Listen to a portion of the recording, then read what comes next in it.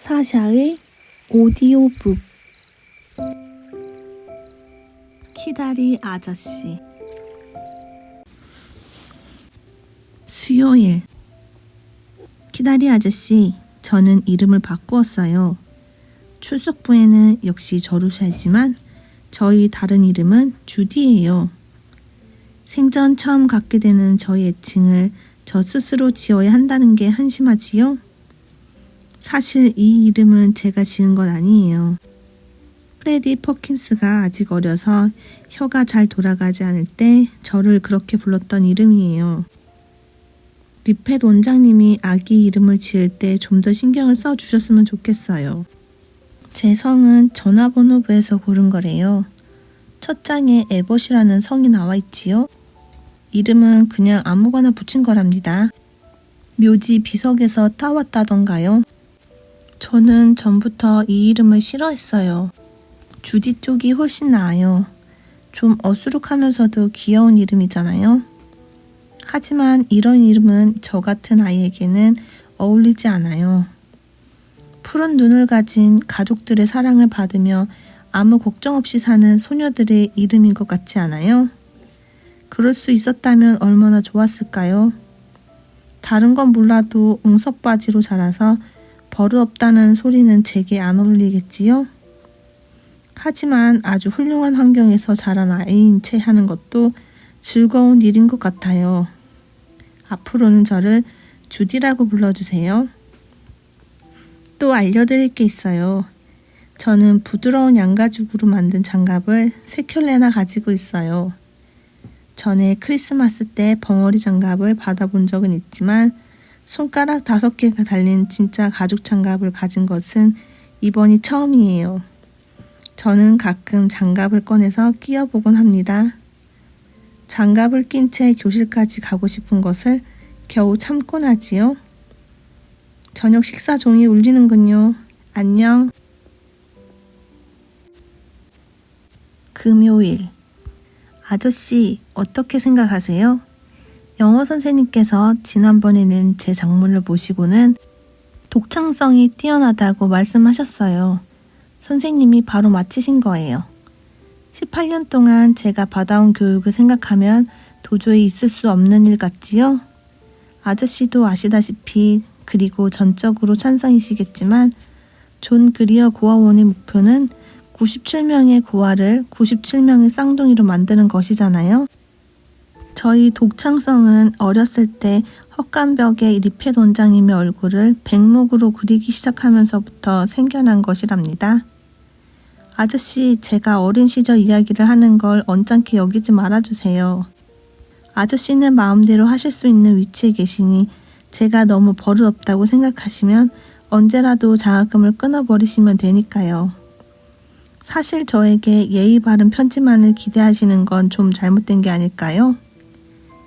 고아원은 예의 바른 숙녀를 길러내는 곳은 아니거든요. 아저씨, 학교 생활에서 괴로운 건 공부 때문이 아니에요. 쉬는 시간에 친구들이 나눈 이야기를 알아들을 수 없다는 것이죠. 다들 이해하는 농담을 저 혼자만 못 알아듣는 비참한 심정을 뭐라고 말할 수 있을까요? 전에도 이런 경험을 한 적이 있답니다. 고등학교에 다닐 때인데 아이들이 여기저기 모여서 쑥덕거리며 이상한 듯이 저를 바라보곤 했어요. 제가 어딘가 남달랐기 때문이에요. 그때부터 저는 제 얼굴에 존 그리어 고아원이라는 글자를 새기고 다니는 것 같은 느낌이었답니다. 그때 동정심을 느낀 친절한 아이들이 다가와서 저를 위로하려고 했지요. 저는 그 누구도 좋아할 수가 없었어요. 그 중에서도 나를 동정하는 친구들이 가장 싫었답니다. 여기서는 아직 아무도 제가 고아원 출신이라는 걸 몰라요. 저는 셀리 맥브라이드에게 제 부모님은 옛날에 돌아가시고 어떤 친절한 할아버지께서 대학에 보내주셨다고 말했어요. 그건 사실이니까요. 아저씨께 비겁한 모습을 보이고 싶진 않지만 저는 다른 아이들과 비슷한 소녀이고 싶습니다. 어린 시절을 생각하면 그 지긋지긋한 고아원만 떠오른다는 게 다른 아이들과 다른 점이긴 하지만요. 그 끔찍한 추억을 잊을 수만 있다면 저도 다른 사람들에게 사랑받는 상냥한 아이가 될 수 있을 거예요. 그 차이가 그렇게 심각한 건 아니겠지요? 아무튼 셀리마는 저를 좋아해 준답니다. 주디 에벗, 옛 이름은 저루샤 에벗 올림. 토요일 아침.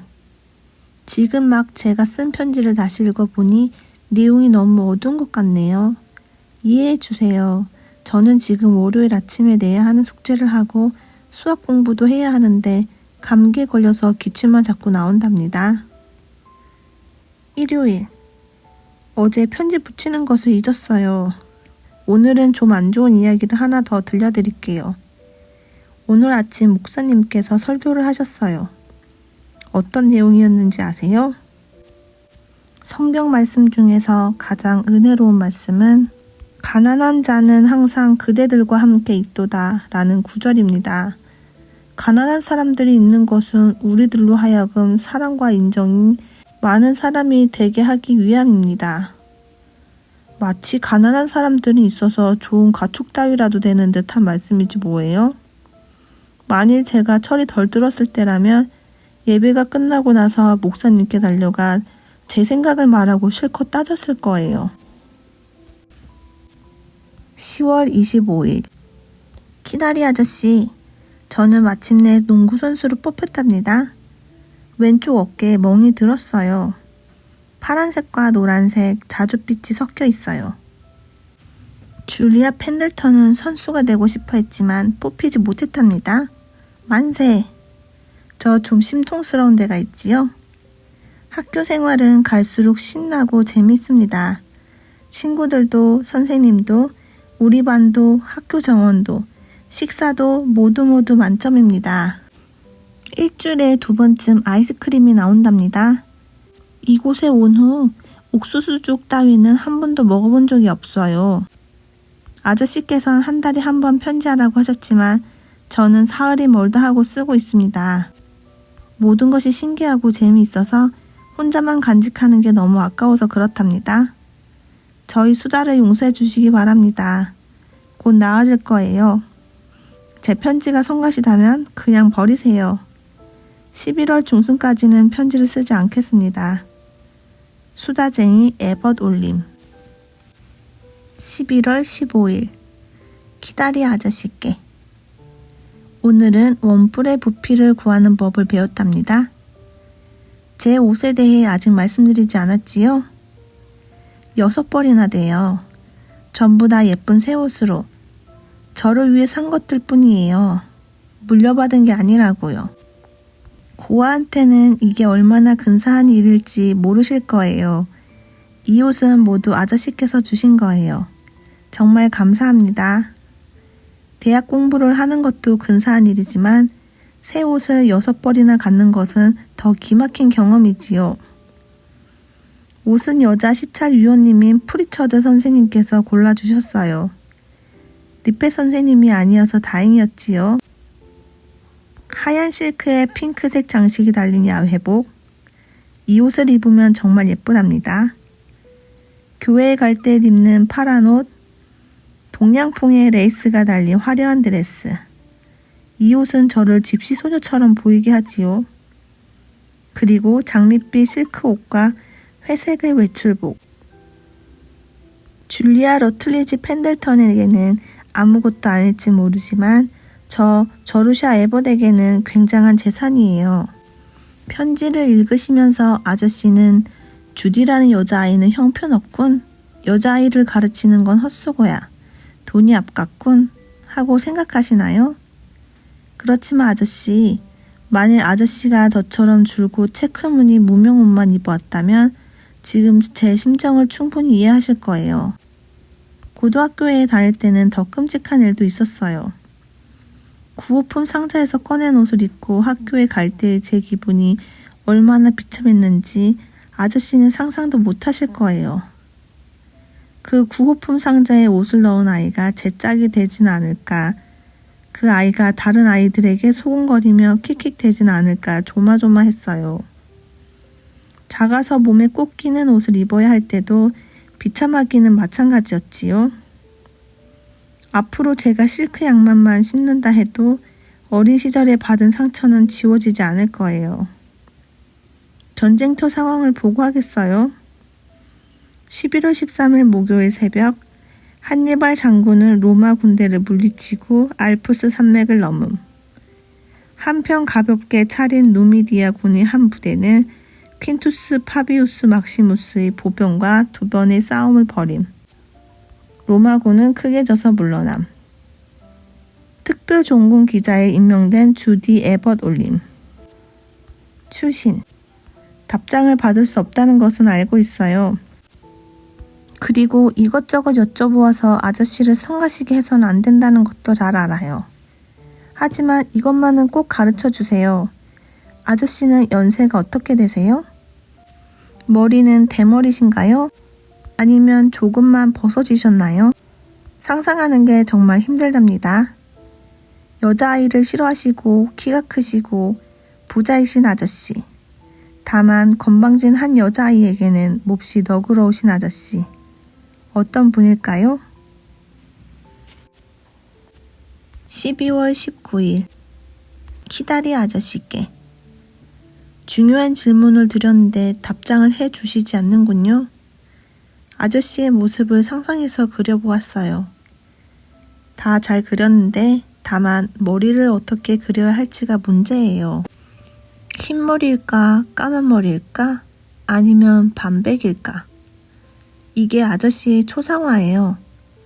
머리카락을 어떻게 그리느냐가 남은 숙제랍니다. 눈은 회색이고 높이 뻗어나간 짙은 눈썹. 흔히 소설 속에 등장하는 사람의 눈썹이지요. 그리고 입은 일자이면서 양끝이 조금 처져 있어요. 그러니까 아저씨는 성미가 까다로운 분이세요. 오후 9시 45분. 제가 꼭 지켜야 하는 새로운 규칙을 만들었어요. 다음날 아무리 중요한 시험이 있어도 밤에는 공부하지 않겠다는 것이에요. 그 대신 가벼운 책을 읽는 거예요. 제게는 꼭 필요한 일이랍니다. 저희 지난 18년간은 완전히 비어 있었다는 걸 이제야 알았어요. 제가 너무나 아는 게 없다는 걸 비로소 깨달았어요. 가족들과 함께 사는 가정, 친구와 책이 있는 곳에서 어린 시절을 보냈다면 당연히 알았을 이야기도 제게는 낯설기만 하답니다. 아직 한 번도 들어본 적이 없기 때문입니다. 예를 들어 데이비드 코퍼필드, 영국의 소설가 찰스 디킨스의 소설도, 신데렐라도, 로빈슨 크루소도, 제인 에어도, 이상한 나라의 앨리스도 읽어보지 못했어요. 헨리 8세가 몇 번이나 결혼했다는 사실도, 셸리가 시인이라는 것도 모르고 있었어요. 인간이 원래는 원숭이였다는 말도, 에덴 동산이 아름다운 신화라는 것도 들어본 적이 없었어요. RLS라고 쓴 것이 로버트 루이스 스티븐스를 가리킨다는 것도 몰랐고 조지 엘리엇이 여자라는 것도 몰랐답니다. 그림 모나리자를 본 적도 없었고 믿지 않으실지도 모르시지만 셜록 홈스라는 이름을 들어본 적도 없답니다. 하지만 이제는 그런 책뿐 아니라 다른 책들도 많이 읽었습니다. 그러니까 비어있는 공간을 채우는 것이 얼마나 중요한 일인지 아셨지요? 새로운 것을 읽고 알아가는 건 정말 즐거운 일이에요. 저는 밤이 몹시 기다려져요. 밤이 되면 문 앞에 공부 중이라는 팻말을 걸어놓고 계속해서 책을 읽는답니다. 분홍 옷에 털신을 신고 푹시단 의자에 앉아서 학생용 스탠드를 밝혀놓고 말이에요. 지금은 테니스니 씨와 허영의 시장, 그리고 웃으시면 안 돼요, 아저씨? 저는 작은 아씨들을 읽고 있어요. 어린 시절에 작은 아씨들을 읽지 않고 자란 아이는 저 한 명뿐이었어요. 하지만 아무에게도 말하지 않았어요. 그런 말을 하면 금방 별종으로 소문날 테니까요. 저는 다른 사람 모르게 외출해서 지난달 용돈 중에서 1달러 12센트를 주고 읽어야 할 책들을 샀답니다. 이제는 웬만한 이야기는 다 알아들으니까 염려 없어요. 10시 종이 울리네요. 여러 가지 이유로 이 편지를 지금에야 끝냈습니다. 토요일. 수학 공부는 할수록 어렵습니다. 일요일. 다음 주부터 크리스마스 휴가가 시작됩니다. 학생들이 꾸린 여행 가방으로 복도가 메워져서 다니기가 불편하답니다. 모두들 흥분해 있어서 공부는 뒷전이고요. 저는 이번 휴가를 즐겁고 보람있게 보낼 생각이에요. 저 말고 텍사스에 집이 있는 1학년 학생이 기숙사에 남는답니다. 저는 이 친구하고 소풍도 가고 스케이트 연습도 할 계획입니다. 아직 읽어야 할 책도 산더미 같답니다. 그래서 3주일의 휴가 동안에 도서관에 있는 책을 모두 읽을 생각이에요. 아저씨, 부디 저처럼 행복하시기를 빕니다. 안녕, 주디 올림. 추신. 전에 제가 여쭤본 것에 대해 알려주십시오. 답장을 쓰시는 게 귀찮으시면 비서에게 전부를 치라고 하세요. 내용은 스미스 씨는 대머리입니다 라든가 스미스 씨는 대머리가 아닙니다. 또는 스미스 씨는 백발이십니다 라는 정도면 되겠어요. 전복값 25센트는 다음 달 용돈에서 빼주세요. 그럼 새해까지 안녕히 계세요. 메리 크리스마스. 크리스마스 휴가가 끝날 무렵. 키다리 아저씨께. 아저씨가 계시는 곳에도 눈이 내리고 있나요? 탑 위의 제 방에서 보이는 곳은 온통 새하얀 눈으로 덮여 있어요. 그리고 팝콘처럼 커다란 눈이 내리고 있어요. 지금은 해질 무렵이랍니다. 차가운 태양이 차디찬 산봉우리로 막 넘어가고 있어요. 그 석양빛 아래서 편지를 쓰고 있답니다. 아저씨가 보내주신 5개의 금화를 보고 몹시 놀랐어요. 저는 지금껏 크리스마스 선물을 받은 적이 없었거든요. 아저씨는 제게 너무나 많은 선물을 주셨습니다. 제가 가지고 있는 건 모두 다 아저씨께서 주신 거니까요. 더 받는 게 죄송했지만 너무 기뻤습니다. 보내주신 돈으로 무엇을 샀는지 아세요? 가죽줄이 달린 은시계, 지각하지 않으려고요. 아놀드의 시집, 물병, 더운 물을 담아 몸을 따뜻하게 하는 그릇, 의자용 무릎 덮개, 제 방은 좀 춥거든요. 노란 원고지 500장, 작가를 꿈꾸니까요. 비슷한 말 사전, 작가가 되려면 단어를 많이 알아야 한다고 생각해요. 비단 양말 한 켤레. 이 마지막 물건은 알려드리기가 부끄럽지만 말씀드릴게요. 전 아저씨께 모든 것을 말씀드리고 있는 거예요. 사실 이 비단 양말을 사게 된 동기는 하찮은 거예요. 줄리아는 제 방에 오면 꼭 긴 의자에 책상 다리를 하고 왔는데 언제나 비단 양말을 신고 있답니다. 줄리아가 돌아오면 저도 당장 비단 양말을 신고 줄리아의 방에 가서 긴 의자에 앉을 작정이에요. 역시 저는 할 수 없는 애지요? 하지만 저는 적어도 아직 속임수를 쓰진 않아요. 아저씨는 저희 고아원 시절에 대해 잘 아시니까 제가 모범적인 소녀가 아니라는 건 잘 아실 거예요. 어쨌든 이 7가지 선물을 진심으로 감사드립니다. 저는 이 물건들을 캘리포니아에 있는 가족들이 보낸 선물인 양 꾸미고 있답니다. 물론 셀리에게는 예외지만요. 시계는 아버지의 선물, 담요는 어머니의 선물, 물병은 할머니의 선물, 원고지는 남동생의 선물, 비단 양말은 언니의 선물, 아놀드의 시집은 작은 엄마의 선물, 그리고 비슷한 말 사전은 작은 아버지의 선물인 것처럼 꾸몄어요. 작은 아버지는 내게 초콜릿을 선물하고 싶어 하셨지만 내가 비슷한 말 사전을 원했다고 할 거예요.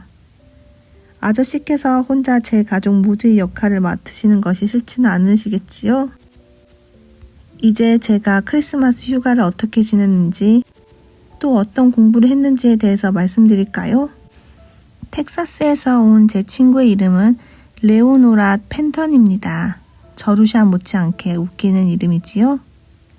저는 이 친구를 참 좋아합니다. 하지만 셀리 맥브라이드만큼은 아니에요. 앞으로도 셀리보다 더 사랑할 수 있는 친구는 만나지 못할 거예요. 물론 아저씨는 예외예요.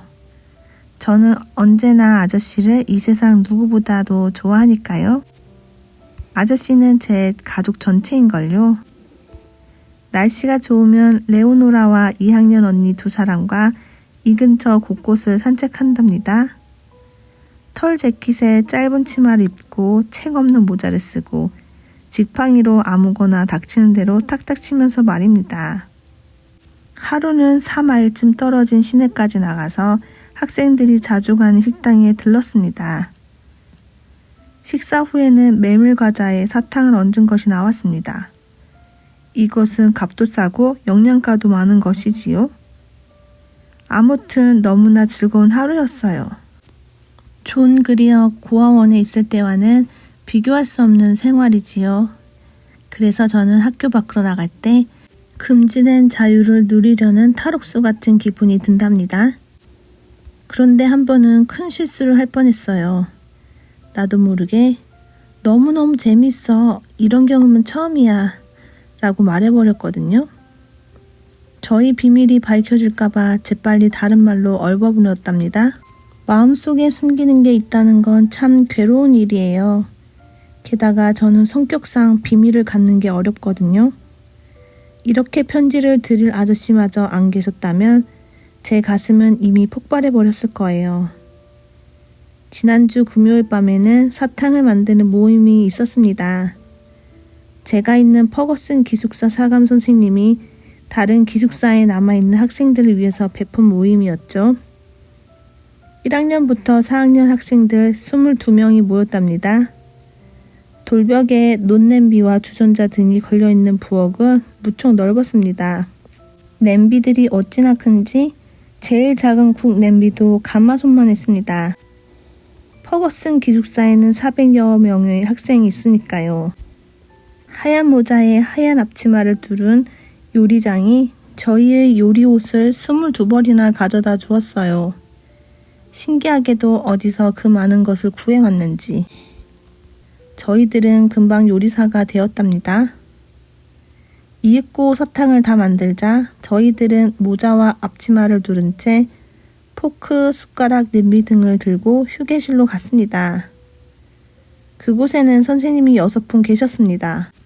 저희들은 문 밖에서 교가를 부른 다음 선생님들께 사탕을 드렸습니다. 선생님들은 고맙다고 하셨지만 어쩐지 표정은 밝지 않았습니다.